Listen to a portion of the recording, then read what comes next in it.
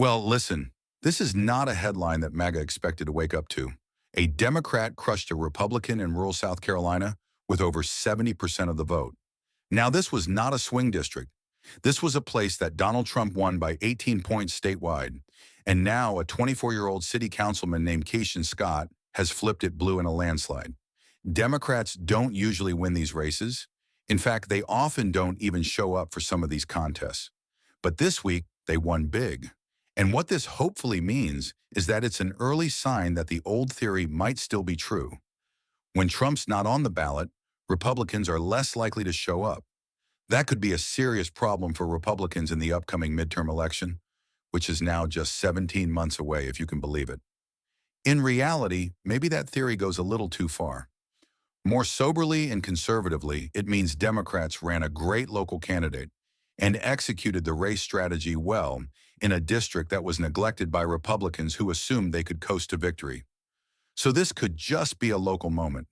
The pattern, though, keeps popping up. Democrats flipped a Pennsylvania Senate seat Trump had won. They stomped Republicans in that Wisconsin Supreme Court race. Despite Elon Musk spending $25 million, they won a special election in Iowa. And now this overwhelming victory here in South Carolina. Interestingly, all this is happening while Democrats are polling terribly. Only 27% approval in the latest NBC poll. Part of the reason Democratic approval is so low is that Black voters have slipped in their support, young voters have drifted away, and many middle-class voters are tuning out. What's going on? To a degree, we're still living in the psychological aftermath of COVID-19. This isn't about masks or vaccines.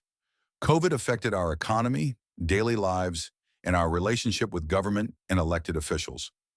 Much of that hasn't been dealt with.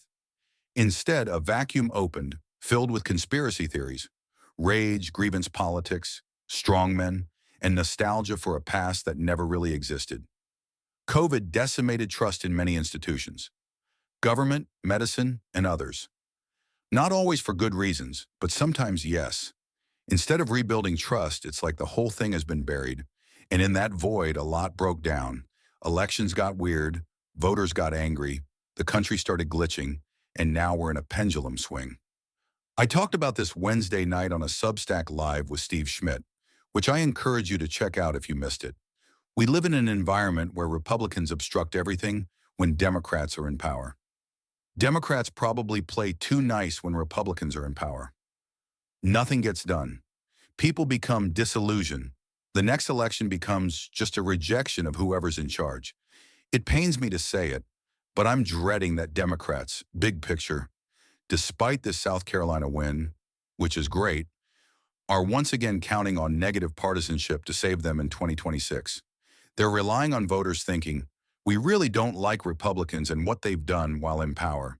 And that's all Democrats have to do. Vote for us because the alternative is worse. That's a situation fueled only by fear, and fear burns people out.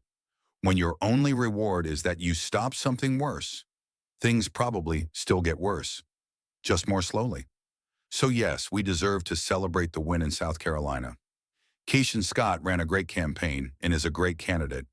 But we also need to ask, why did it work there, and why doesn't it happen more often?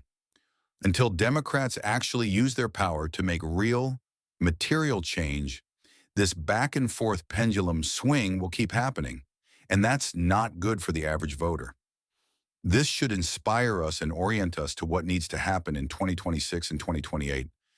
But it's not a sign that because Trump wrecked things, Republicans will lose everything. That assumption would be very dangerous. Thanks for watching. If you found this video insightful, please hit the like button, subscribe to Hill Stories, and ring the bell so you don't miss our latest political updates. Drop a comment below with your thoughts. Where do you think this is headed? We love hearing from you. See you in the next video.